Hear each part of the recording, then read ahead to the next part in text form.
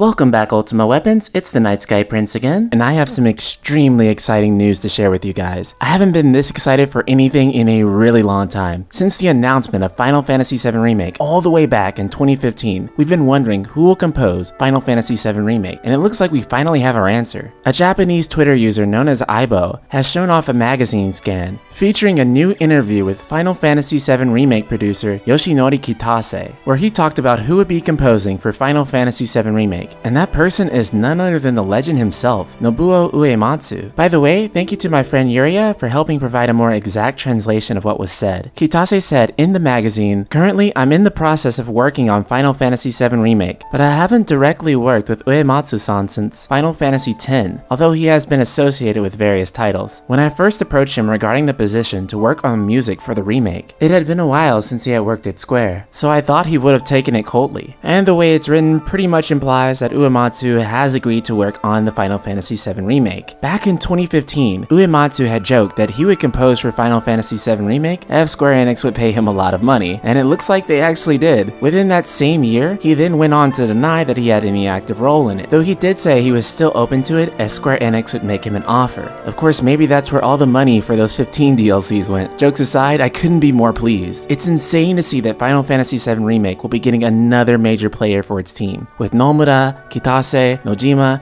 and many other people from the game's original creative force are returning to reprise their roles yet again, but this time with much more experience and capable of much more things. I think, in particular, what's interesting to note here is that you have a composer compose music for a game toward the middle to end of a game's development. What this could be signaling is that Final Fantasy VII Remake is much further along than we originally anticipated, with the rumors that Final Fantasy VII Remake is scheduled to make an appearance at E3 2018 alongside Kingdom Hearts 3, due to the fact that the design for the graphic they chose seems to match the color and texture scheme of Cloud's Buster Sword. While that may be reading too much into it, and I don't think we'll get an actual release date for Final Fantasy VII Remake there, I do think it's a strong possibility we could end up seeing a new trailer for the game at the very least. It would be the first one since 2015. Square Enix knows that with all the negative rumors that have been flying out since they fired CyberConnect 2 from working on the project, that many people have lost faith in the quality of Final Fantasy VII Remake. They really don't have any choice but to respond with anything. I don't even think they have to show much. Honestly, fans would be just happy seeing an updated model for Tifa, what she would look like in the remake, or even the updated model for Cloud that they said was shown off behind closed doors at the 30th anniversary event at the Mori Arts Museum in Japan. Uematsu's music is not just what made Final Fantasy VII great, but Final Fantasy as a whole. I don't think there's any other composer who could have replaced him for this job. While there's a lot of other great options in terms of composers, such as Yoko Shimomura, who composed the Kingdom Hearts series as well as Final Fantasy XV, this game deserves to have its tracks brought to life by its creator. With such legendary tracks as One-Winged Angel, Genova, its iconic battle theme, Cloud's theme, and so many more, there is no composer that could ever replace the shoes of this absolutely genius man. Just this bit of news alone has shifted my view of the Final Fantasy VII Remake into a much further positive direction.